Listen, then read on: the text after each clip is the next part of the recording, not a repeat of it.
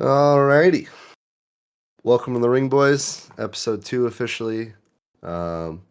Big card at MSG last night, 295, which we'll get into. I'm your host, Alex. These are my beautiful co-hosts, Arty and Doc. And boys, we got a lot of fights to cover, so let's just get right into it. We'll obviously go over all of our predictions, but I just want to say from the jump, Doc, I'm sorry I was wrong because that was just a crazy, crazy main event. But before we get into that, let's break down the card here. So first off, first fight we have Jamal Emmers versus Dennis Bazukia. All three of us picked Jamal Emmers. Jamal obviously goes out there after missing weight, first round KO, TKO, and a beautiful right-handed hook or right-handed straight, and just knocks down Bazukia after 49 seconds. And he had something to prove. I don't know about you guys, but I was impressed. I didn't think this was. I thought this was going to be a boring fight. He's going to win it by decision. Super impressive. I mean, the power in that right hand was I was not expecting that. Now we did talk a little bit ahead of the show about him missing weight and how weight is so important here. But I don't know if that's just like the extra 2 or 3 pounds or whatever he didn't cut, but that was strong. Knocked him down. You don't often see that in the featherweights, but no, he's a strong guy. He was super emotional afterwards. Hopefully this is the start of something big for him moving forward. Yeah, I agree with you guys. I know I made the call out on our first episode that usually I feel like the people have missed weight the last few cards, the last few fight nights that we've seen. It does play a little bit of a favor. So something to keep an eye on going forward as well when we're making predictions for the fights. 100%. When you miss weight, you're not getting paid. You got to go out and perform, or otherwise you look pretty bad out there. Yeah, great. I think it kind of depends. I think for the people that miss weight, it's important to see how they look at the weigh-ins because going back to 294, Dudkova, she missed weight, right? And she looked terrible on the scales. And honestly, she definitely underperformed. She got the win. But I think it depends. I'm sure that Emmers was like trying to get weight, but when you're that far off at the end, you kind of probably give up and start eating a little bit more. Couldn't agree more. All right, let's move along here. We all had Jamal Emmers minus 270. So the Ring Boys start off 1-1, and then oh boy. Moving to the second fight of the night, flyweight, Joshua Van versus Kevin Borjas. And boys, this is my fight of the night. I'll just go out and say it. There was a lot of action, a lot of misses, but a lot of connections. I think it was Van who set a record for most body shots with 54 or 53 in a fight. And Joshua Van ends up getting the win on a 29-28 decision. I was watching that one by myself, and I was running around because I was just trying to coach them, and I was like, oh, what a great debut for Borjas, but Joshua Van obviously got the job done, and Arnie and I, or Doc and I, are 2 for 2 going into this. This is Artie's first miss. So talk about your prediction there on Borjas on his debut. I mean, like I said, I feel like usually if you're being put on a big card for your debut, there's something for you to prove, and I think that's the mindset I had when I was picking him. But obviously, even though it was a great fight, decision 29-28, but it happens. No, he looked great out there. I was impressed, but I think what got it for Van outside of the body shots is his cardio, insane. I mean, Borjas, they were on the commentary talking about, like Borjas still looking fast. He can't like show any weakness in terms of the cardio. I thought like mid round 2, he was already definitely slowing down, and Van just would not stop. He's fun to watch. So much output. Kept on moving forward, not scared of anything, not scared to bang. They both got dropped. And Van was the first one to get dropped, I think. And he just like popped right back up and then went to town. Really impressive fighter. Really good showing for him, especially at MSG. I'm sure that he'll be moving up the rankings. Hopefully, he'll stay on the prelims moving forward for at least a few more fights. But he's getting there. He's an exciting one to watch. Yeah, I think this was supposed to be on either the Contender series or on Ultimate Fighter. I forget which one, but this fight they mentioned was supposed to be scheduled, and I'm glad they got it on the card because it definitely delivered, and that's my fight of the night. All right, moving along here, our first ever ringer prediction on the pod. Absolutely wrong. I couldn't have been more wrong. Even in the comments, someone said that John Castaneda was going to first round KO, but he ended up getting the decision on a controversial 30-27 score. I don't know about that one. But overall, our first catchweight fight didn't go too well. I think even John Castaneda in his interview at the end said that, yeah, I thought I lost that first round, so that's why I had to make the adjustment. Yeah, I agree. When we were watching that, Kyung Ho Kang, he looked really good in the first round. Like he opened up pretty strong. Just as the fight went on, it seemed like he was slowing down. I don't know if it was a gas tank issue or what it could have been, but he just didn't look the same. And the commentators obviously were calling that out throughout the fight as well, just saying that his fighting kind of looked a little bit more like he was sparring out there. None of the punches had a lot of power behind them, just kind of throwing without too much effort. But yeah, I was really hopeful to see Okang win, but still a good fight nonetheless, but definitely not the greatest performance on the card, I'd say. But that's my 2 cents. Yeah, and I'll just say definitely a closer fight than 30-27. I can see the 29-28. Those last two rounds, Castaneda was definitely doing more output. He got Kyung Ho Kang on the ground. But he didn't really do much damage on the ground, Yeah. So it was a good fight.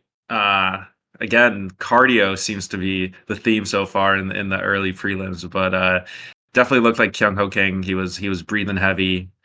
His nose was a little bit misshapen there. He got rocked a few times, but overall good fight. I think Kang will come back. Agreed. I hope so. He's gonna make us look a little better for our first ringer prediction being off.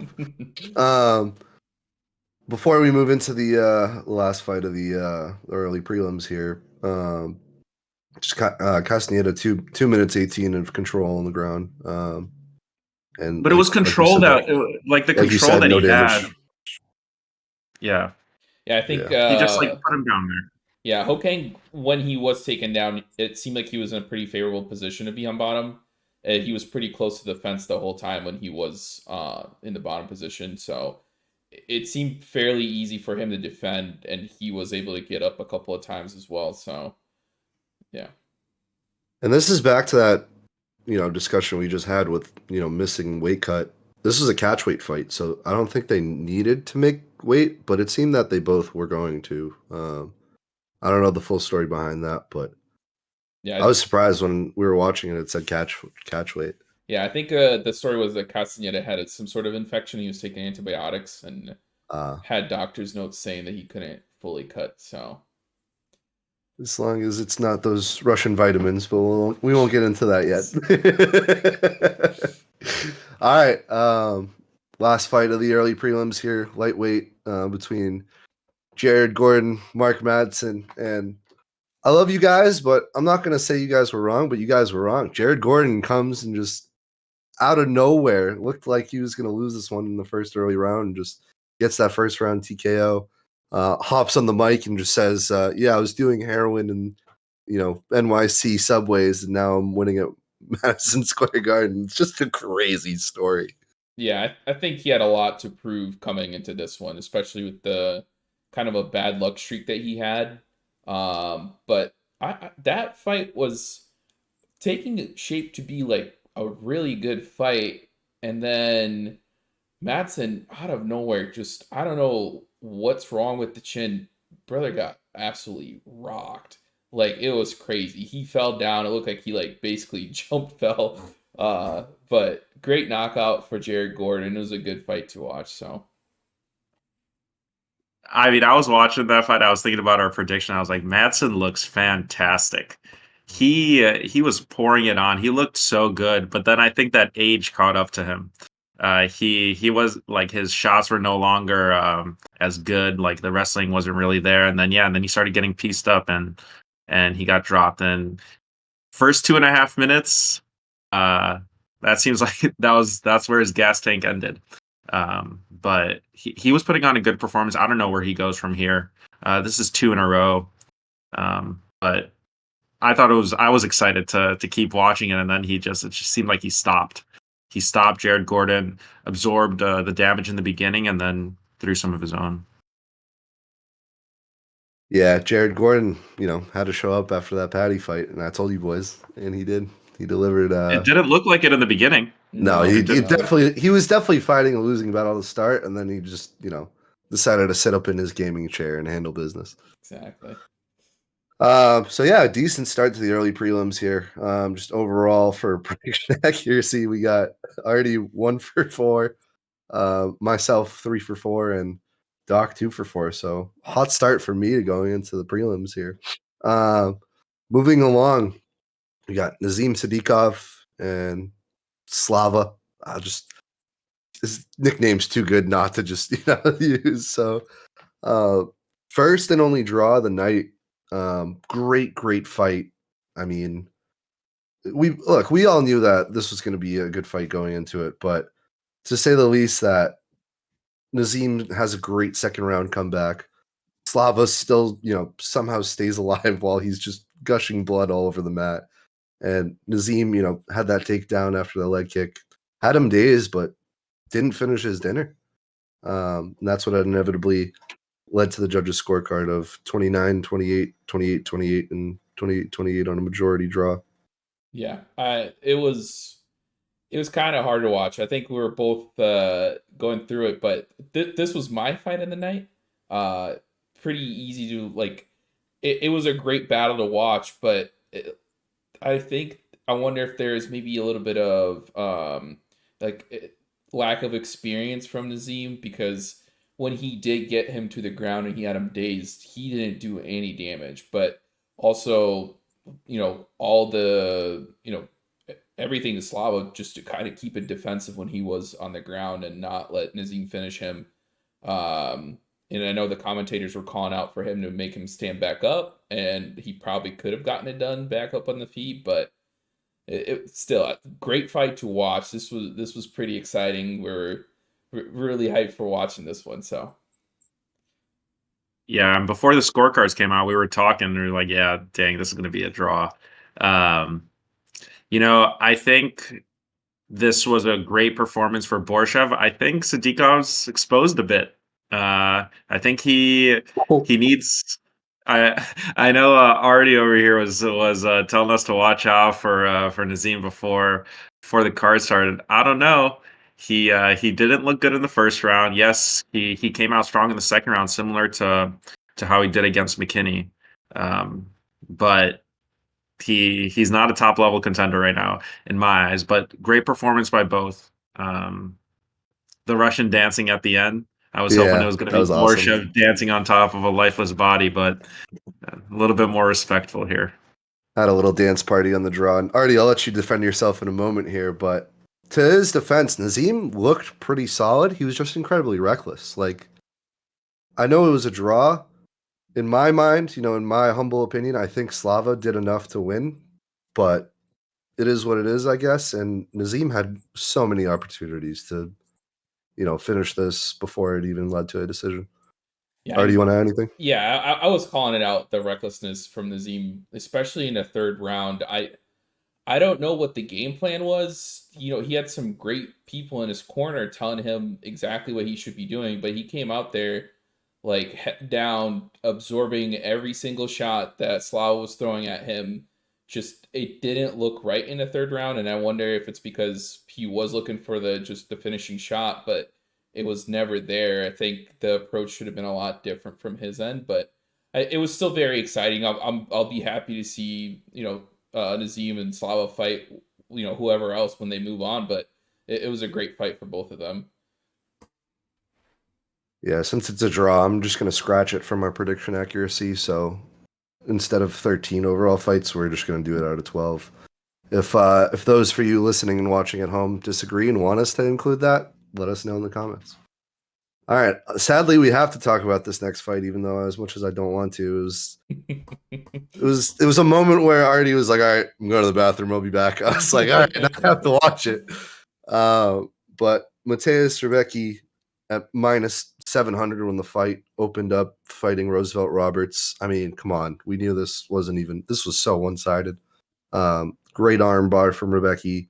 I'm surprised it went 3 minutes. To be quite fair, I think Roosevelt, was embarrassed and didn't really see a path or any way to stop Rebecki from taking him down. And short kings everywhere, just on top after this big win from Rebecki. For sure. Yeah. Rebecki, I mean, I got to watch some of the highlights right after because I did come back within the time to see those. But yeah, very one-sided fight. And only submission on the whole card, by the way. So Yeah. it was kind of surprising to all of us, especially after watching everything kind of unfold. So Yeah. Doc? Yeah, not much to say about this fight. It was a beautiful armbar, great wrestling. Roberts couldn't do anything. My prediction was that this might be the last time we see Roberts in the UFC. We'll see if that holds true on Black Monday. We're going to be monitoring roster watch. But with that, boys, that's our first ringer prediction going well. So ring the bell. Ring the bell. It was an easy one. It was a boring fight. We got it done. Yeah, we'll just move along here. That was an easy prediction. Moving along to the women's strawweight division.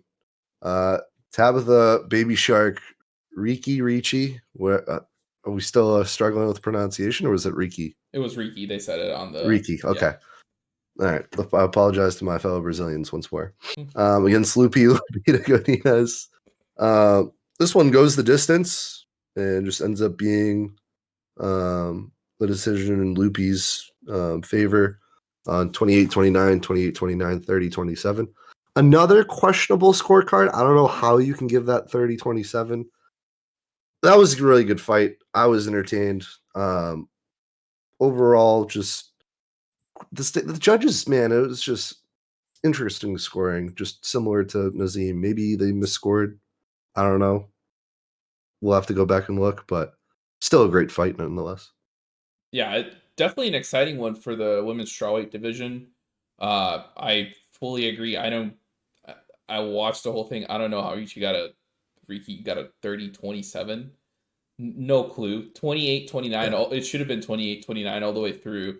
Nonetheless, super exciting fight. Both like high level fighters. We saw it on display. Will be pretty exciting to see them going forward in their divisions. Yeah, I mean, got this prediction wrong. I think I was the only contrarian on this one, but Yeah. I still think it was a good pick for me. Richie looked pretty good when she was out there, so Doc. Yeah, Lupi Godinez did exactly what we thought she would do. And she's been fighting a lot. I think Dana called it out on the post fight press conference, but she's one of those that just finishes the fight like get me back out there. So she's really good, and she's won all of them this year. I think 4 fights, right? 4 fights, So yeah. she's active. She's fun to watch. She's really good for that division. So I'm glad she was able to win.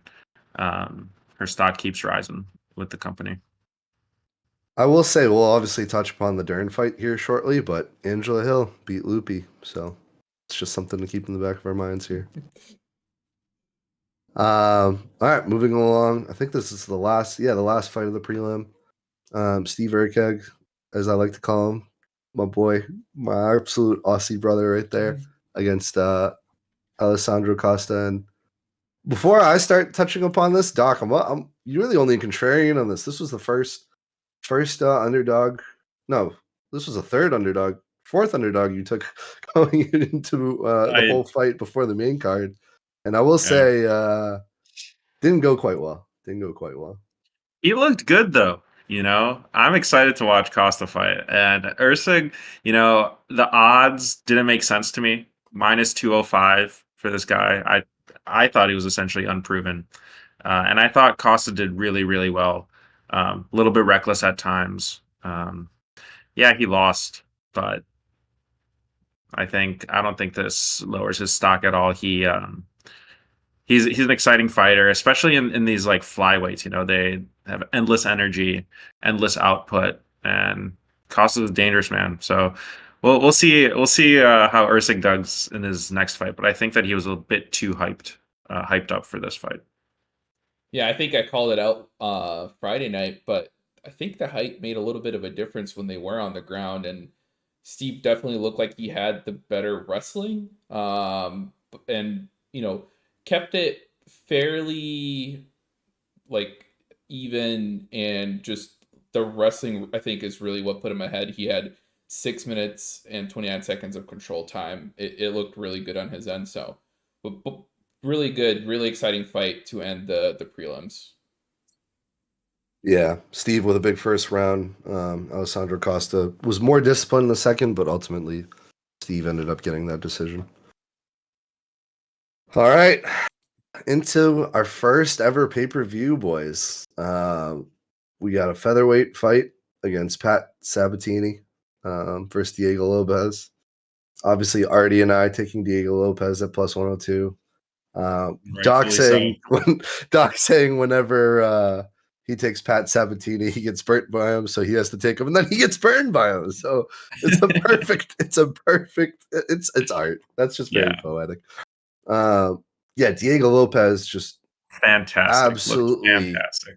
Absolutely made an adjustment. Sabatini obviously started off hot, and he just knocked him out. I mean, dream, believe, and make it happen. It's on his chest for a reason. But yeah, that was one of my favorite fights watching the whole night. Yeah, Diego's a great fighter, and like I said, I think he's a superstar in the making. He definitely has the jiu-jitsu in the featherweight division to be put on notice, but came out and got it done with a KO, and it was pretty sweet nonetheless. It was a really fun to watch.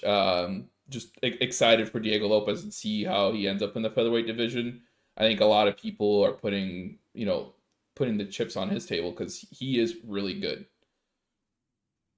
Agreed. Yeah, that's exactly what he needs to do in this fight. In MSG, he showed out. He had the crowd support behind him, and he did fantastic. So I'm excited to see him fight again. Walking out with the slick sideways Edgar, the Mexican and Brazilian flag on his back. Sick. Absolutely sick. Just incredible. Just incredible. But yeah, Diego Lopez earning his performance bonus with performance of the night on that one. I think they all get 50K when they get that. 50 G's, Dana. 50 G's. Diego getting those in the bag. Well deserved, and that was my performance in the night from Diego. He showed out. I think this was the stage for him to do it as well. Just for anybody that thought he doubted him at all, but this was it. Yeah, and up until that point, all favorites, apart from obviously the Borshev, Sadikov draw, all favorites were hitting. And then Diego said, hold my beer. Let me get in there. All right, moving along. Second fight on the main card, lightweight against Matt Frivola Steamroller and Benoit Saint Denis. Two veterans, two absolute warriors. It was one of the most anticipated fights, I think, for all three of us, but BSD gets that leg up there, first round KO. He's a new lightweight contender and just gets on the mic and just starts, telling everyone he's coming in a Khamzat Chimaev-like fashion. But, it was on Veterans Day, so I want to say a big shout out and thank you to all our vets. And another absolute ringer for the Ring Boys. Absolute beautiful call by us, boys. Yeah, for sure. It was sick. There's obviously a level to his fighting. BSD and he came out and he proved it.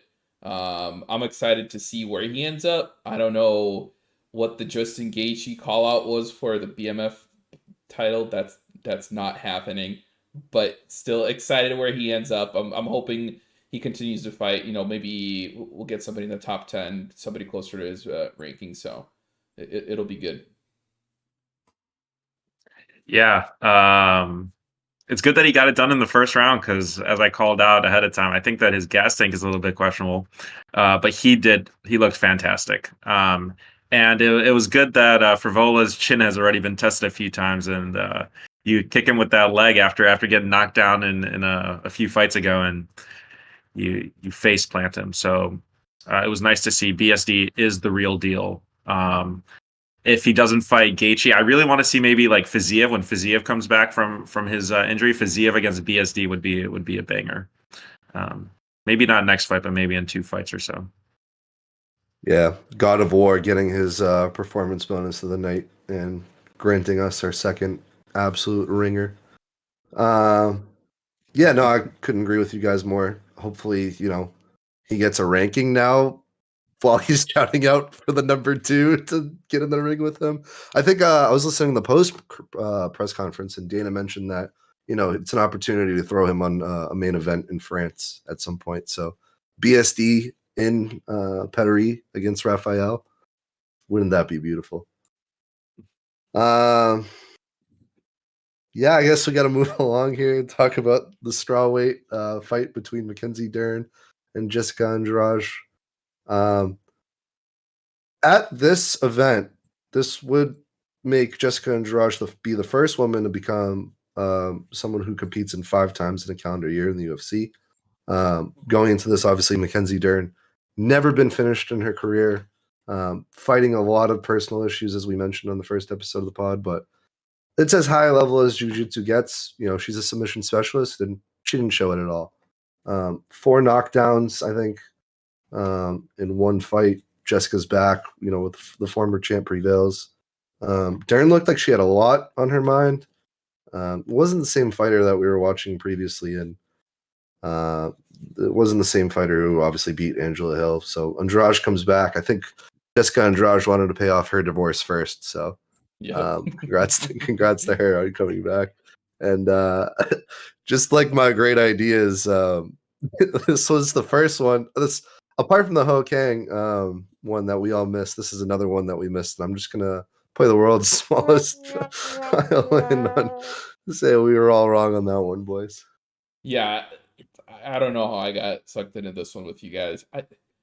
Listen, Andrade, she's good. She is 2-5 on the year out of those 5 fights that she fought, but this didn't look close. I don't know what was going on. Those 4 knockdowns, honestly, the fight could have been probably stopped after the 3rd one.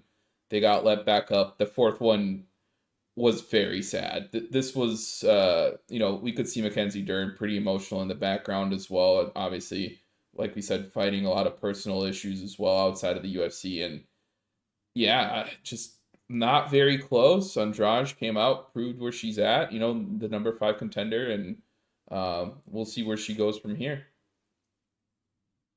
Yeah, big setback for Dern. She was having some really good fights in a row, and then all of a sudden she looks like she didn't even belong in the cage.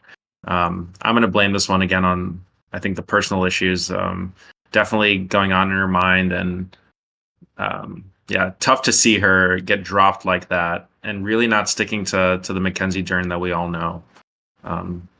So it's a true shame. I hope she comes back. I think she needs a little bit of time off after this fight. To get her head back on straight, and she'll be back, but this one hurt to watch. You guys as for Andrade, I mean, Andrade, I thought that she was on the way out for her career in the UFC, but no, she's super active and put on a striking clinic. So we'll see where she gets. I can't imagine her becoming champ again, but I think it's reasonable to have her fight a few of the better contenders out there. Yeah, and that's what I was just going to ask to bring up. Do we think this hurts Mackenzie Dern's stock, and is Andrade back? Obviously, Andrade ranked right now at 12, I believe, and Dern being at 7 we'll have to wait and see, how they shake everything up. But I think Andrade is also tied for 6 on the flyweight. So we'll have to wait for the rankings to see where we go from there. Yeah, But I think this another hurts Dern a lot, but yeah, I think the best thing for Dern right now will probably be a bit of a longer layoff than she's used to. Get a full training camp in, get her head cleared from this stuff, and she's a really good fighter. But really sad to watch that performance. Yeah, I mean, I hope we see her again next summer. All right, moving along to the co-main event, and what seems to be another missed ringer for the boys. Man, Sergey Pavlovich versus Tom Aspinall. Look, going into this, we knew this was going to be a second round TKO or KO. Tom's hand speed, he dodged some punches. He established himself early, threw that leg kick in there and said, look, we're going to keep the distance. And just, absolutely gets it done, becomes the third UK champ in UFC history behind Michael Bisping and Leon Edwards. I think Dana said Tom was on vacation when he took the call, and Tom was like, yeah, you never know what's going to happen. The guy claims he had a strained back, even though in the presser he said that he was fine during the fight. And yeah, I mean, look, if you're eating pizza backstage while walking up to your press conference and you just won interim champ, you can do whatever you want. So Exactly. Good for the heavyweight division too. Tom Aspinall he's a really good fighter. I think they're both really, really good fighters, both pretty complete. I said obviously on Friday night, I said I don't know how Sergey loses this. And we saw it. Just the hand speed proved to be king in this one. I think Sergey's only significant strike landed is when I said, okay, I think this is going to turn around. And I said it to Alex. I jinxed it. It was like not too long right after that. He got knocked down. And yeah, I mean, good for Tom. Like I said, good for the heavyweight division. Hopefully, this brings a lot more competition, maybe more well rounded fighters because in my opinion, the heavyweight division in the UFC is probably one of the worst ones, just skill wise from the guys, because a lot of strikers, not much wrestling, but we'll see. Hopefully, this turns it around. Yeah, I also did not see a way for Pavlovich to lose this fight. This was my lock of the night. Clearly, I was wrong, and I still can't believe it. I can't believe Aspinall dropped Pavlovich, and I can't believe Aspinall absorbed that punch from Pavlovich. But it is what it is. I'm interested in seeing what Pavlovich's wrestling looks like. I'm shocked that wasn't part of the game plan. Maybe he just didn't have enough time to get into it. But Aspinall, really humble guy. Great interview after the fight. He really wants this John Jones fight, and I hope he gets it. But first, it'll probably still be Stipe versus Jones. Anyway, I'd have to disagree with you on the heavyweight division though, because I think that there's a bunch of really interesting people coming up in the ranks there. Pavlovich, Aspinall, John Jones. John Jones at 260 is a beast of a human. Yeah, he's getting up there in age, but I'm excited to see how he does. Cyril Gahn, I think he completely changed the heavyweight division. And now we have this Gelatin Almeida, who is fighting heavyweight at like 220 or whatever he is, and he's a wrestling machine too. So we got some strikers, but I think Aspinall, Pavlovich, John Jones, Cyril Gahn, these are people that have both the wrestling and the striking, and they're quick. Pavlovich isn't quick, but the rest are, and I'm excited to see this heavyweight division is way better than what I remember from a few years back. And I think in general, the UFC, the sport is changing. The fighters are getting way more talented. There's so much more interest in the sport. And they know that they have to be well-rounded because there's always a counter to if you can only wrestle, like you will lose to somebody. If you can only punch, you will lose to somebody. You have to be able to defend and attack in both scenarios. And I think the heavyweight division right now, especially with what Aspinall just showed us, is really on the up. Yeah, I think you named all top 6 fighters in that heavyweight division. I think the bottom half is still not that great, but we'll see. We'll see where it ends up. I'm hopeful, because obviously, what good fighters are better for the sport and good for the entertainment. So I was gonna say don't disrespect my boy Derek Lewis, but after watching him fight Almeida, I have to be quiet. Before we move along here, I kind of want to work through the permutations, right? So obviously, John Jones fighting Stipe gets canceled. Tom and Sergey come in. What's next for this division, boys? I mean, is it gonna be held for Jones to recover, fight Stipe, and they do their retirement farewell, and then they both retire at the end of it, or is it gonna be Tom Aspinall versus John Jones, and is he gonna be the first guy to ever beat John Jones? So they asked Dana this, and Dana was very set on saying that it's going to be Jones versus Stipe because they both want that fight, and he seems not convinced that that's going to be a retirement fight for both of them. But I just can't imagine the situation. Like, you have interim heavyweight champion Tom Aspinall that has to wait a year to fight John Jones. Like, that doesn't make sense. And he shouldn't have to defend this belt against anybody. Like, he's the champ. So I don't know how this is gonna play out. All Dana said was that Aspinall's getting paid a large amount of money for this fight, so he can just like relax. But we as fight fans want to see him back out there. yeah, definitely an interesting situation. And then to your point, I wonder if it's going to be longer than a year, because who knows where John Jones is in his recovery process, what that means, and when that fight will actually get scheduled. I have a feeling that might be one that gets put onto 300. But I know that's a little bit closer than what they said for John Jones's comeback, but that would be a great one for 300. But yeah, going forward, I don't know. Does Pavlovich fight Cyril Gane for the next contender as well? Just interesting situation. I have a feeling we're gonna see not much action in the heavyweight division for the next little while, but it'll be something to keep an eye on. In the same press conference, I think Dana said, "Yeah, John Jones hopped on a flight, got to LA, and was in rehab. I mean, physical therapy. He was in physical therapy, and everyone started cracking up in the room. That was a great moment." I'm going to go on the record and say, look, John Jones, take your time. Stipe is pissed. He didn't look like he wanted to be in the venue when they panned the camera. He was like, "Great, all right, let's move along here." Um, but what I would like to see, however long it takes, I want to see Sergey versus Jaltin. Personally, I just want to see that matchup. Jaltin coming off the win, Sergey coming off the loss. I think that's a good fight to make. And then Tom, dukes it out with the winner of John Jones versus Stipe. I think that's the obvious permutation to me. I've, gone through the drawing board and did the MMA math and carried the one, and that's the result I got. So, But you think he doesn't get Almeida doesn't get a chance at like Cyril Gane or anything? Like, I think Cyril Gane is still a very like, he's a great heavyweight, and he's very close to being the champ.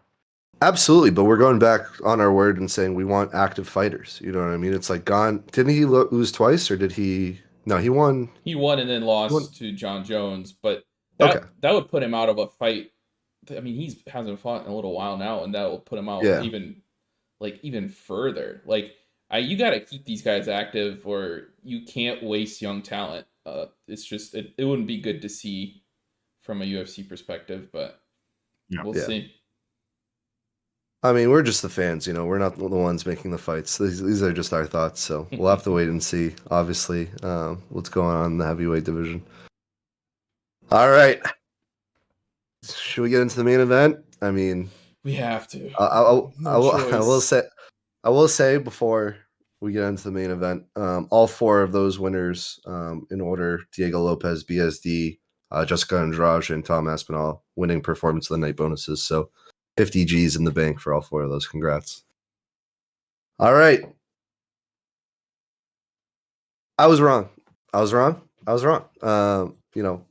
go into the main event. We got Alex Pereira against Jiri Prohaska, and man, Jiri's leg just after round one was obviously hurt.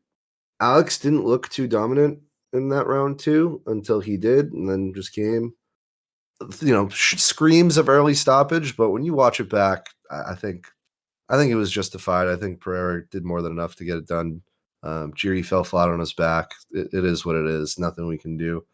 But Jiri fans will say it was an early stoppage. Alex fans will say it was justified. So I just hope they have come to terms. And yeah, it was.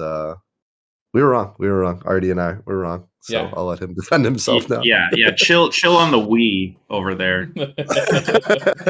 Yeah, my lock of the night. I mean, it was such an interesting fight in the first round because it definitely looked like Jiri, even though his leg was getting pretty damaged, it did look like he was kind of holding his own and making Alex really guess where he was going to be at, and his, with his interesting fighting style, definitely setting up to be just an absolute banger of a fight, and ended with fireworks. And I do think it was an early stoppage, especially for a championship fight. You have to let these guys really defend themselves. And I know he fell on his back, but if you look at it, he had the control time. He was out wrestling Alex to begin the first round and end the first round. And it would have been good to see for them to, let it go like an extra 5 to 10 seconds, see what happens. And I know Jerry said that he was out and he thinks the call was good, but he also said he was out against Dominic Reyes, and we all know where that fight ended up.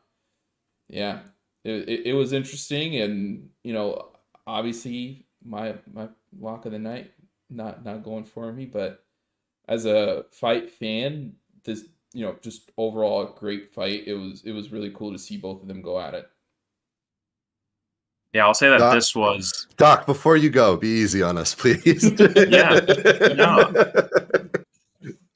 Yeah, we'll keep it gentle here. But yeah, this was my fight of the night. I mean, two fantastic fighters, two fighters that looked great. But as I said, on the first podcast, that leg kick completely changes whatever offense Yuri could throw out there, and that's what happened. There's videos circulating of Poatan giving a DC a little taste of the leg kicks, and even that he was like barely throwing. I was like, no way that hurts, and I don't think DC was lying. I mean, it looked painful, and that was the secret here, the leg kick. One thing I will say, and it was something I forgot if it was like a different fighter or maybe one of the interviewers threw out there, is like, is there a chance for Pereira to go up to heavyweight eventually? I mean, he makes weight for 205 super easily. He looks massive still for that division. He is such a great striker, both hands and like the kicks. It'd be interesting to see like who else is out there that has as pure striking as him. I know that obviously coming from kickboxing, him and Adesanya both have beautiful like technique, and that's where they generate all their power. But yeah, I thought that was just a masterful performance from Pereira. He did what I thought he would do. And just all he needs is one punch. And although he's not a big heavyweight, it was a short left hook that rocked Yuri, and that's what started it all. But those leg kicks set it up, and he's going to continue doing that. And he's just so scary. That stoic stare down in the beginning, I don't know how you don't crumble from that. I don't think Yuri crumbled. I think Yuri came very well prepared. I think that his injury is well healed, and I thought that he was the best version that he could be on that day. But Pereira is a scary, scary person. Yeah, interesting what's going to happen in this division. Obviously, right after the fight in the interview with Joe Rogan, Alex Pereira called out Israel Adesanya. He said, "Come to daddy." I don't think that's ever happening. Oof. We obviously got a shot of Jamal Hill putting on the crown. He wants that fight next. It'll be interesting when that gets scheduled. But I think he's just a force to be reckoned with, Alex. He is really good. He's as pure as you get for striking, and I don't know if if he does go against Jamal Hill, we'll see if that gets scheduled. I think Alex might be the champ for a little bit longer. I I think mean, stylistically that might be. I think Jamal Hill's style might have a better chance of winning against Poetan. Um, that's my prediction, but he's still going to be really tough to beat. before we work through the permutations here, I mean that's the closest we get to a Mortal Kombat fight. We mentioned, look at the background for crying out loud. I mean, that stare down, you could cut the tension in the air with a knife in that stadium once we got to it. And that main event, as short-lived as it was, it definitely lived up to the hype. You guys are obviously bringing up Jamal Hill and the injury. He was ringside and ready to go, and he looked like he was just ready to jump over the cage and get going on some, Khabib like energy. Let's work through the permutations there before we start talking about the championship fight. I want to bring up Magomed versus Johnny Walker, and Magomed's sitting there at 2. Pereira's at 3. Do we have to see Magomed versus Johnny Walker 2 first before Magomed is brought up in the discussion again? What do you boys think?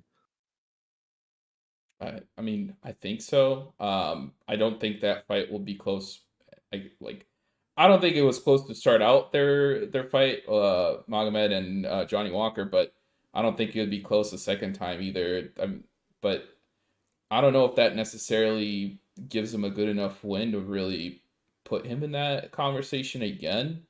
But we'll see. Obviously, we're fans. We're not making the fights, and it'll be interesting to see where it all ends up because this is another division where I think the top 10, top 15, they all look really good, and we have Dominic Reyes fighting again as well. We'll see where he ends up, and a lot of good fighters. A lot to unfold in the light heavyweight division. Doc, before you go, Artie, who do you want to see, take on after that? I think the Jamal Hill fight has to happen. Okay, I agree. I still think obviously in the UFC graphic they had him as the champion right up until the first round, and it has to happen. I think we need one true champion of that division because before that it was a little convoluted. Obviously, Jiri had to give it up because of the injury. Jamal Hill had to give it up because of the injury, and Poetan's on top. So we'll see. It'll be a good fight to make. Doc? Yeah, I think Hill Pereira would make the most sense. I didn't even think about this, but maybe like eventually, if it is Ankalaev against Pereira, this might be the first guy to really stop the Dagestanis. I don't know who I would take in that fight. We'll see. It's interesting, but yeah, Hill Pereira next. I don't know who wins that fight, but Magomed just needs to stop throwing this illegal stuff. Like this is ridiculous.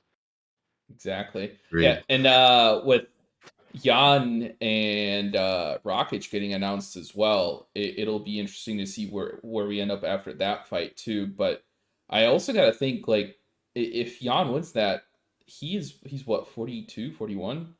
Like how much longer does he really have in the UFC as a fighter in the light heavyweight division at his age? And if Rakic wins, that puts him in the conversation as well, and we got to be keeping an eye on that one for sure. Rakic was so good coming up, and then he's just been killed with injuries, which is so sad. Unlucky. So sad. But yeah, I hope he's back at full strength. Yeah, and obviously beating Rakic the first time they fought in May. That fight is announced for 297. The last point I want to bring up, the reason I brought up the permutations again, you guys got to congratulate me for using a $10 word there. Save that one from college. What's next for Yuri? I mean, obviously, he just fought last night. He's got to take some time off. But the reason I brought up the Magomed versus Johnny Walker, I kind of want the winner of that to go against Yuri. I think that would be an entertaining fight. I think you got to throw Yuri something of value and someone who's not on his level. But obviously, I think Magomed might win that. So Magomed versus Yuri, I think, would be a really good fight. Yeah, and I think Yeah. Go ahead, Doc. You go. I'd like Magomed Yuri way more than Magomed against Johnny Walker. Agreed. That's an interesting fight to watch. The Magomed versus Johnny Walker. I don't think that's going to be interesting in the slightest. Yeah, and I think can't discount the winner of Jan versus Rakic. I think it could be interesting to see the winner of that also fight Jiri as well. I know people before, thought that Jan versus Jiri would be a good fight to make as well. That this was way back before Jiri was even injured, and we'll see. A lot of dust to be settled in that division. We'll see where we end up within the next year. I think Johnny Walker could get lucky, but obviously I would put money on Magomed. The house, if the whole estate. The house? All right, if Johnny Walker ends up winning, Arty will do a TikTok dance. All right, that's our wrap on 295. Just to give you the overall run through on our predictions. Arty 5 for 12. Obviously, we're scratching the Sadikov Borshev fight again. So Arty's 5 for 12 on 42%. Doc 6 for 12 on 50%. And myself 8 for 12, 66%. So gonna not to toot my own horn and give myself a golf clap, but I win the first pay-per-view here. Yeah, and my also lock of the card with BSD was the only one to hit versus Arty's Jiri and Doc Sergey. So overall, really great card. What a wonderful time to be alive and start a UFC podcast. And we'll talk about the upcoming events soon. And yeah, boys, want to say anything before we sign off here? Yeah. Keep it active. Let us know what you want us to talk about. Put it in the comments. Hit us up on the social media. If you have a question you want us to answer or you want us to go through a specific fight, we're more than happy to do that. Just, put it in the comments. Shout us out on Twitter. We'll get back to you, and maybe you'll see your name in the next podcast. I'm really excited. Obviously, I didn't do so great with my picks. But as a fight fan, this was a great card. Few decisions, one submission, and a bunch of knockouts. As a fight fan, this was incredibly exciting. I'm glad they scheduled MSG for such a great card, and I'm sure the fans there were absolutely elated to see just so much offense and a lot of great fights. It was good to see. Doc? Yeah, my only comment is thanks for all the support from the people. I know we've gotten a few views here, and I really appreciate it. Thanks for tuning in. I think this will be a fun show to watch for everyone, and we're having a ton of fun coming up with the content. So hopefully we'll be better than 50%. I probably promise I don't flip a coin on these picks, but we'll get out there, do a little bit more research for next time, and yeah, each card you learn something new. So I'm excited. I'm excited to see Diego Lopez moving forward. I am still shocked about my lock of the night not hitting, and we'll see where BSD ends up. But overall, great showing for the UFC. Great card. Excited for the next one. Yeah. I'll leave you guys with another Chinese philosophy quote, similar to it. the victorious warriors for Jiri. In chaos, there is opportunity. So hopefully Jiri bounces back. As much as I love the guy, I hate to see him go down. Yeah. But yeah, go ahead. Keep an eye on the content. Even if we don't do a pod for like a fight night or any one of the Saturday night fights, check out the Twitter. We'll definitely be shouting out stuff on there. Reach out to us, put a couple of comments. We'll talk about it in the next pod, and I'm just excited for the podcast, and this is good. First one in the 30th anniversary, and such a great card to talk about as well. I think we crushed it. We did a great job. It's been fun. We're going to keep pushing out this content. Obviously, our next podlet's going to be on UFC 296 in December 16th at the T-Mobile Arena. Leon Edwards obviously defending his title against Colby Covington. We'll break down that full card the week of and break it down after, as we did for 295. Live stream opportunities. Stay tuned. We've worked through some of these technical difficulties, but not all of them. And you guys will watch the production rise, the more events we do. All right. All right, boys. Everybody. It's been real. Thank you. Have a good night.